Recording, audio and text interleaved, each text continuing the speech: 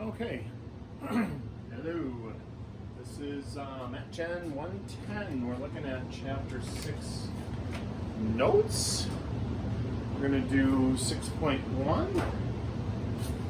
For starters, this is greatest common factor and factoring by grouping. GCF and factor by grouping, which we didn't used to do when way back in the day. We didn't do factor by grouping until like pre-calc, but it makes a lot more sense to be in algebra. So the greatest common factor is just what it sounds like: the largest, the greatest, largest number that goes into 2 or 3 or 4 numbers, however many numbers they give you. So we can do this a couple of ways. Some people are really good at it. They can just like look at that and go, oh, it's 6. 6 will go into both of those. If you're not one of those people, there's another method. It's you break it down into its prime factorization. So remember, primes are numbers that are divisible only by themselves and 1. And so 2 times 6. 2 is prime. So that can't break down anymore, but 6 is composite. That can break down. So we're going to break down 6 into 2 times 3. And so 12, it's prime factorization, breaking it all into little pieces, all its little primes. 2 times 2 times 3. 90 is 9 times 10. 9 and 10 are both composite. 3 times 3, those are both prime. 2 times 5, those are both prime.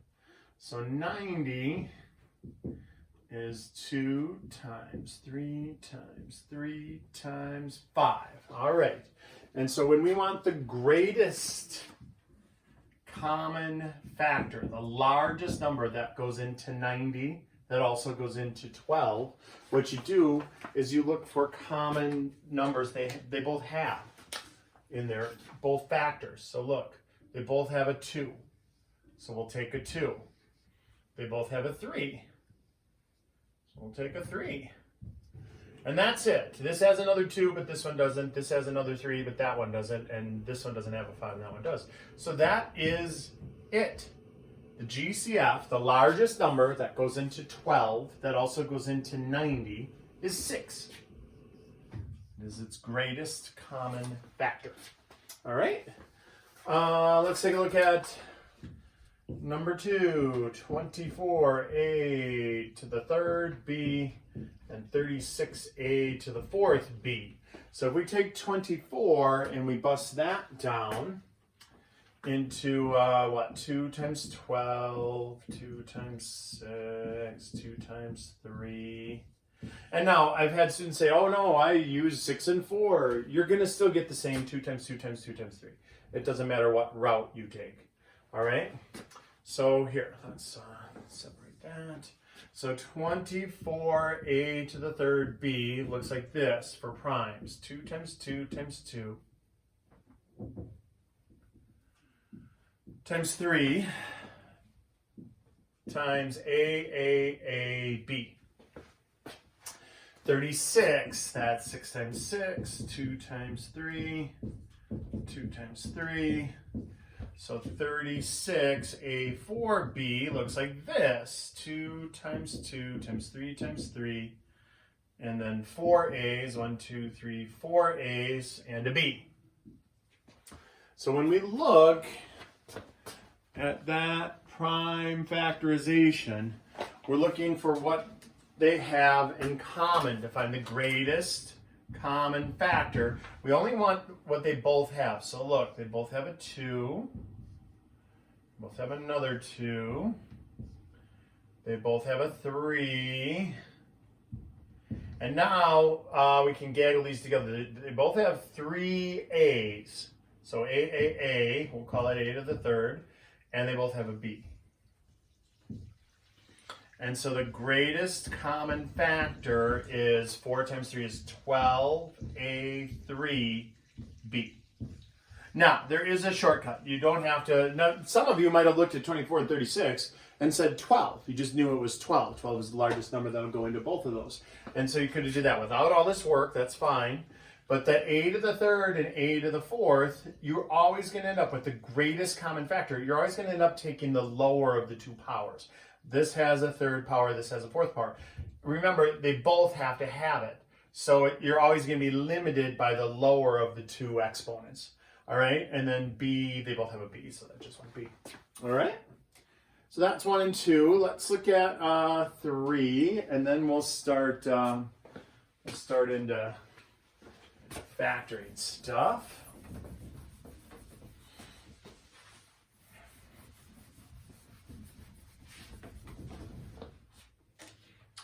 So we got, let's see here, number 3. Okay, so 3, it's already kind of broken down. 8 times 2x minus 3 and 2x minus 3. Quantity 2x minus 3. So look, if I break down 8, that's 4 times 2, 2 times 2. And so this 8 times 2x minus 3, in broken down form looks like this. 2 times 2 times 2 is 2x minus 3. And this one is just 2x minus 3. So the greatest common factor here is a little weird, because it ends up being a binomial. They both have just a 2x minus 3. So we're going to actually take this binomial, 2x minus 3, and that's going to be our greatest common factor. All right? Okay, so let's look at 4. 4, 4, 4. And so here's a pet peeve that some teachers that I've had in the past would say, and it irritated me. So look, distributive property. We all know how to do the distributive property. We have two unlike terms inside the parentheses here. So this is our binomial, 3x minus 7.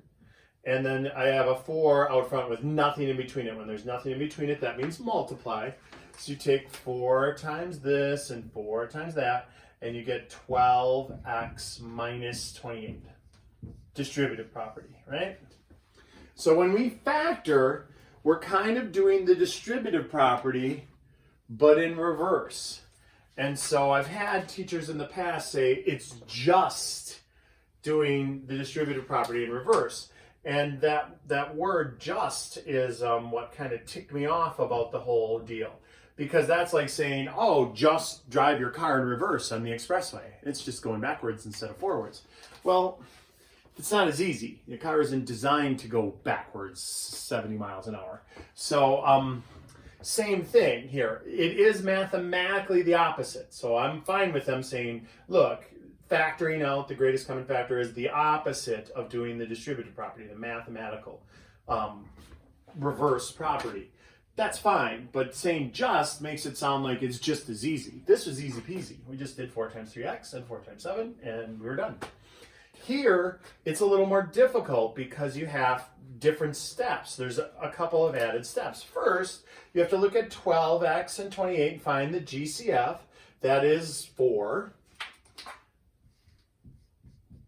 And so again, if you didn't see that, you could break 12 down into 2 times 2 times 3 and 28 down into 2 times 2 times 7, and 2 and 2's, we would have got the 4. All right? So this is what you do when you're factoring out the greatest common factor. You write down the number, and then you do an empty set of parentheses. Whatever number that you write down in front, you then have to divide it out of each term. So we're going to go divide by 4, divide by 4. And so 12x divided by 4 is 3x. And 28 divided by 4 is 7. And this minus just stays minus. And so that's it. That we factored out the greatest common factor, which is 4. And so we'll call that, we'll say we factored out a 4. Factor out a 4. All right? And so let's do some more.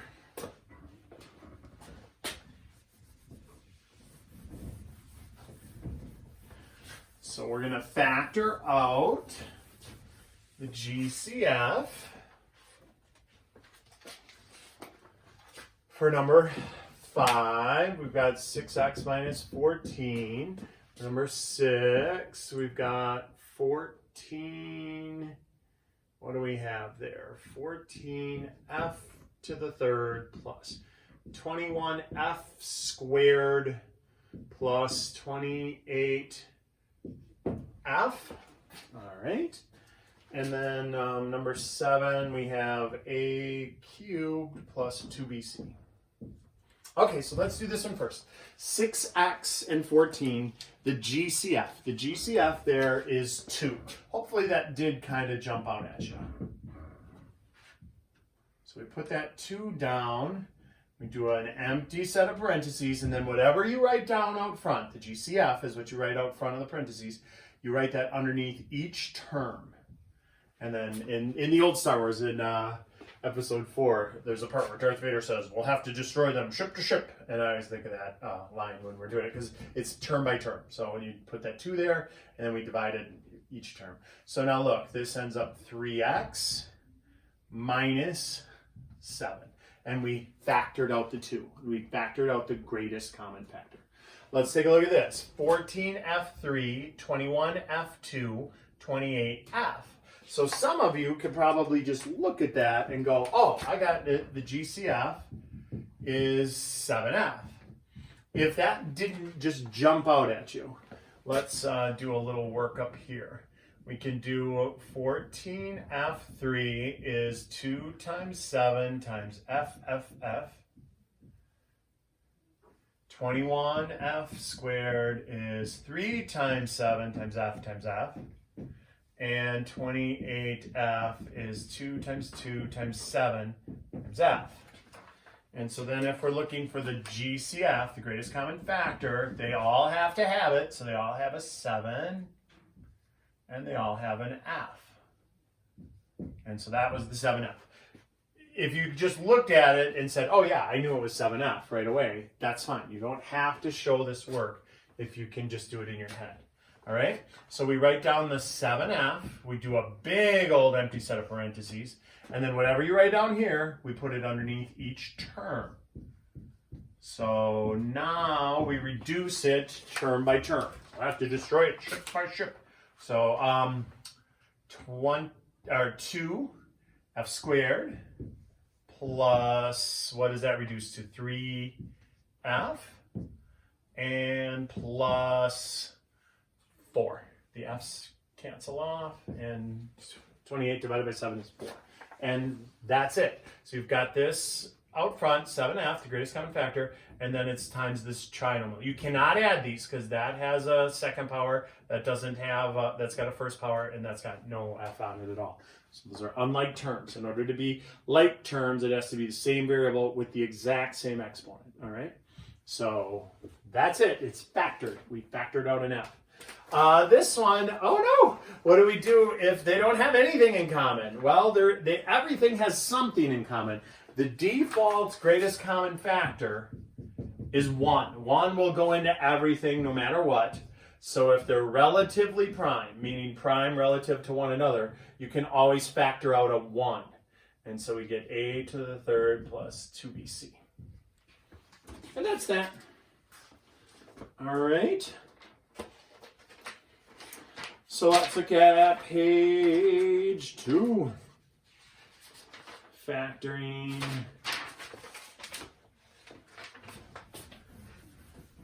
So this is the note packet, chapter 6 note packet for Matgen110. And we're looking at greatest common factors, and we are going to do factor by grouping. So here, number 9. They gave us this.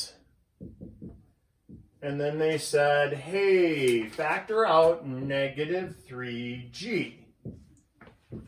And then this again.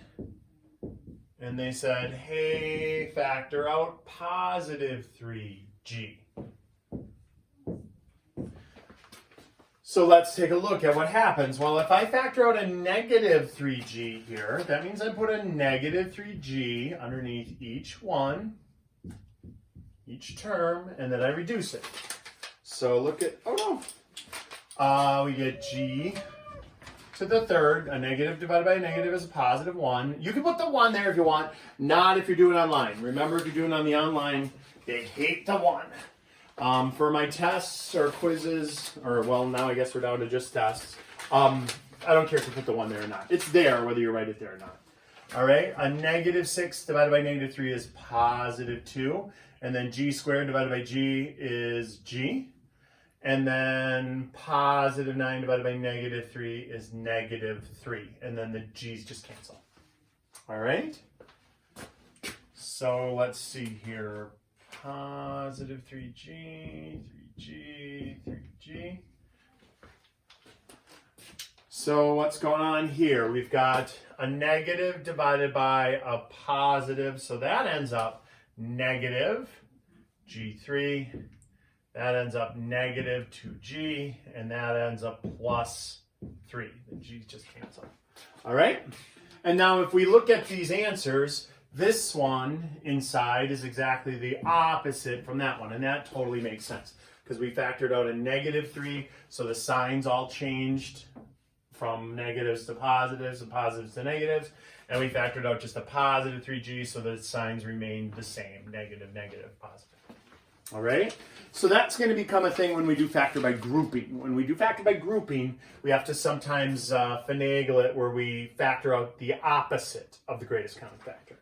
All right? And that's actually what they tell us to do for number 10 and number 11. They said, okay, whatever the greatest common factor is, factor out the opposite of it. And so let's see what that looks like. B minus W. Oh, all letters there, huh? Variables up the wazoo. Okay, so what will come out of b to the third? That'll come out of 2b squared. That'll come out of 5b. That would be the greatest common factor for this, the GCF, would be just b.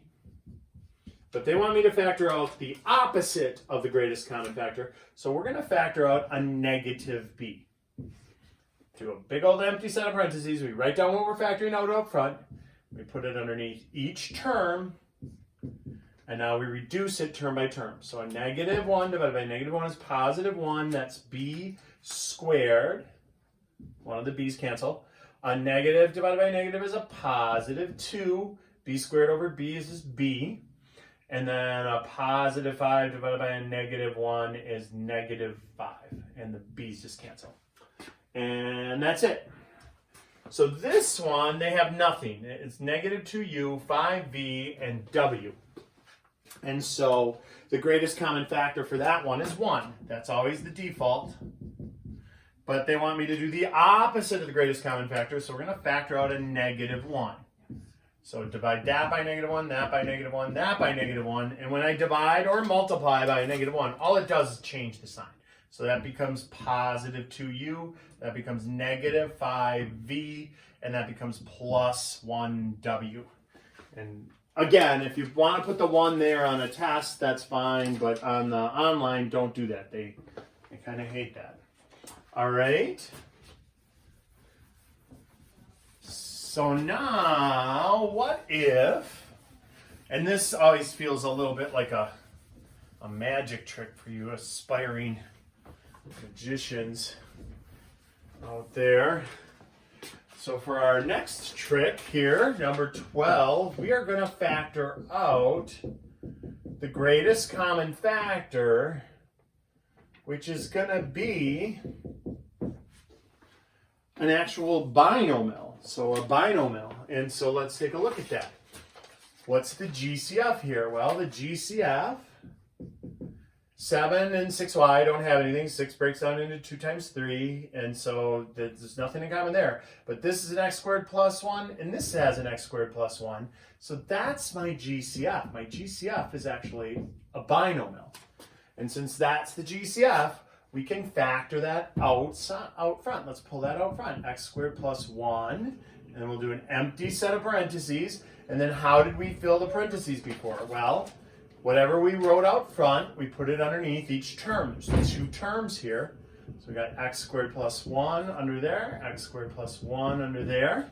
And because it's being multiplied, normally I'm harping on you never cancel things that are being added or subtracted. And that's a thing. I can't cancel things if that's all that's going on.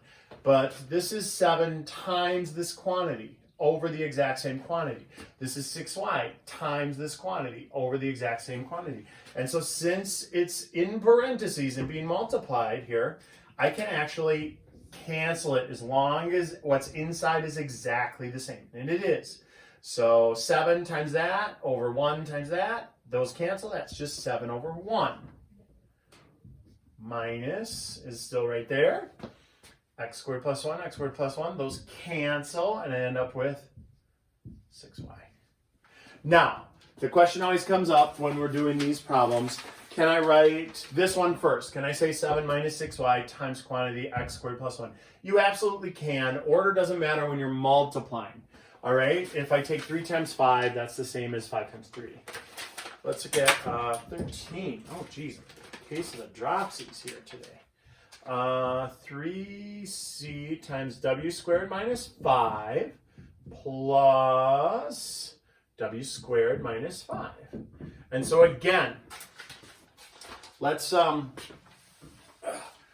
factor out the greatest common factor, the GCF here. GCF is w squared minus 5. So we're going to pull a w squared minus 5 out front, factor it out. We'll write it underneath each term. And now here's where mistakes happen. This is a really common mistake over my career I've seen. Okay, so look, those cancel, we get 3c. The plus is still there, but lots of people mess this up and they say, oh, 0. Not 0. We've got, remember what's multiplied here, there's a 1 out front, so 1 times that, these cancel, I'm still left with a 1. And so don't forget about the 1. That's a real common error when you're factoring by grouping. This is called factoring by, well, grouping. That's the stage right before. So let me demonstrate some factor by grouping problems, and then we'll finish up this video. All right.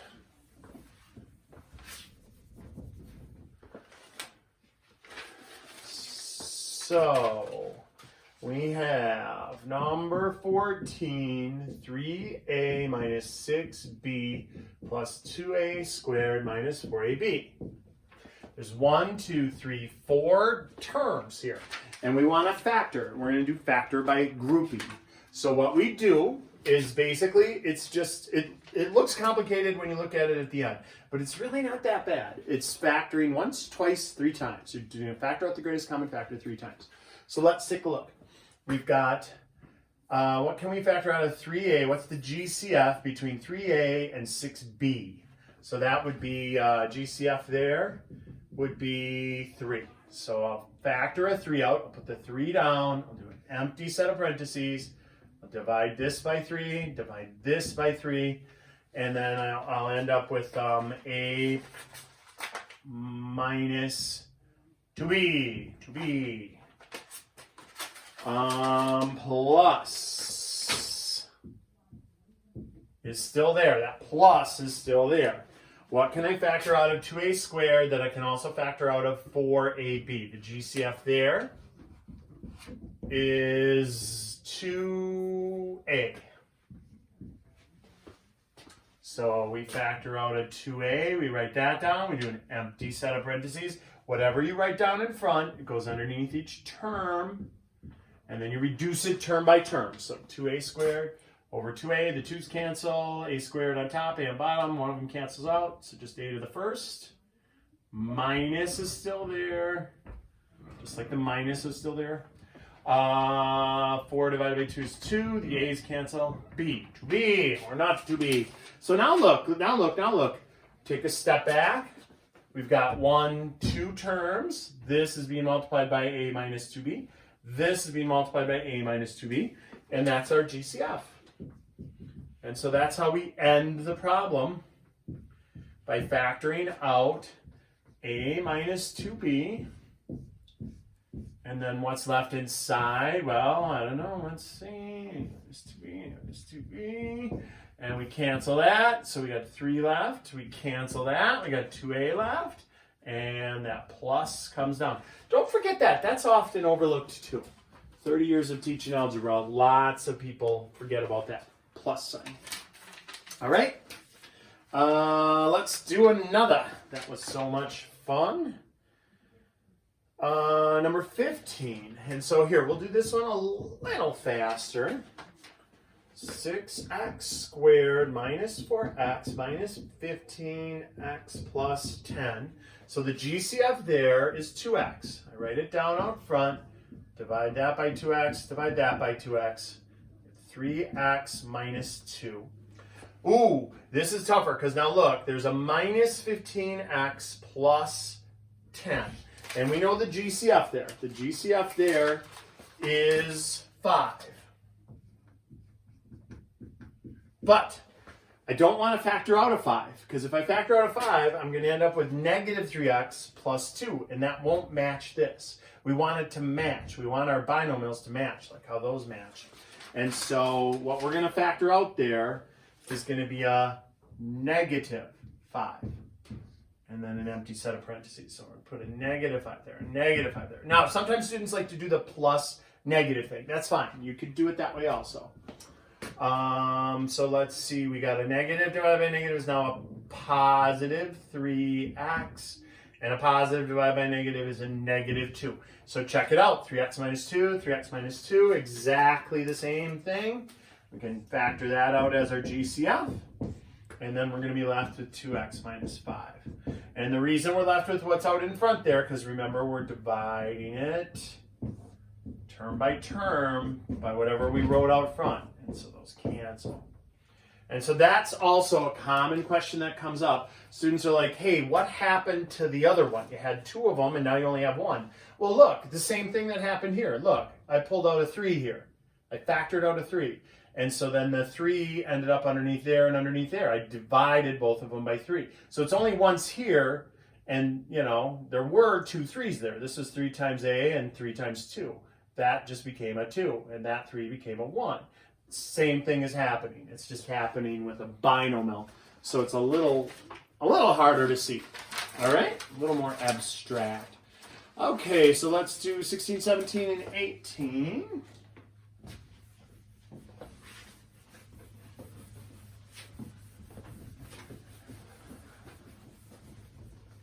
On the next page here. I knew 6-1 was going to be a long one here. So 16, we got 6x squared y plus 6x squared plus 9y cubed plus 9y squared. So this is a tricky problem because we have to factor out a 3 out of everything before we start. So the very first thing we're going to do is factor out a 3 out of everything. So divide this by 3, this by 3, this by 3, this by 3. And so now we end up with 2x squared y plus 2x squared plus 3y cubed plus 3y squared. Now GCF between these two is 2x squared. So here we'll use a little bracket. 2x squared out front. Divide that by 2x squared. Divide that by 2x squared. We end up with y plus 1. Plus, factor out a 3y squared. So divide that by 3y squared, divide that by 3y squared. And we end up with a y plus 1. And so now look, y plus 1 there, y plus 1 there. We can factor that out. Y plus 1 comes out. And then what's left inside? We've got y plus 1s cancel, 2x squared. Y plus 1s cancel, 3y squared. And the little plus sign goes there. And we're done. So now, had you missed that, had you missed factoring out a 3 out of everything when you started the problem, it's not the end of the world. You can still get it right. It's just you'll have an extra step at the end. If I forgot to do that, this would have factored into 3y plus 3. And then we would have had to factor the 3 out of that. And so it's not ideal. It's better to do it this way. It's a little easier if you can see it that way. All right. So here, we'll squeak 17 and 18 over here. They're pretty quick. It looks awful. 4/3 h squared minus 6, or 2/3 h plus 1/3. And so people look at that and go, fractions, the F word. Don't worry about that. Look, actually, we can actually factor out the fraction. If we factor a 1/3 out of everything. Now think about what you're doing then. When you divide by 1/3 on each one of those, you're actually multiplying by the reciprocal. So I multiply by 3/1. So the 3's cancel. That's 4h squared. The 3's cancel, minus 2h. The 3's cancel, plus 1. And if you think about it like this, look, if I multiplied this back in, it would be that's over 1, that's over 1, that's over 1. And when I multiply fractions, it's top times top, bottom times bottom. Numerator times numerator, denominator times denominator. So this would become 4h squared over 3. This would become minus 2h over 3. This would become 1 over 3. Just what I had right there. So that's a trick. We're not going to do it in here, but for future reference math classes. And then here they have the surface area of a rectangular prism. So 2HW or LW plus 2HW plus 2HL. Factor out a 2. So I could factor a 2 out of everything. And think about what's going on there. Length times width plus height times width plus height times length. If you add all those up and then double what you got, that's like, look, if I have a box. So I've got this box. We've got length, width, and height. So here's height, here's width, here's length. If I take length times width, that's this face. If I take height times width, that's that face. If I take length times width, that's the bottom face. And so if I multiplied all of those and add them together and then doubled it, that would be the other side of the box. This way, I'm doing it one at a time. I'm doing length times width and then doubling it and finding those two sides, and then doing height times width and then doubling it, finding those two sides, and then doing height times length and doubling it and finding those two sides, and then adding them up. So either way, it's the same. All right, that is it for 6.1. We'll see you on the next video, 6.2.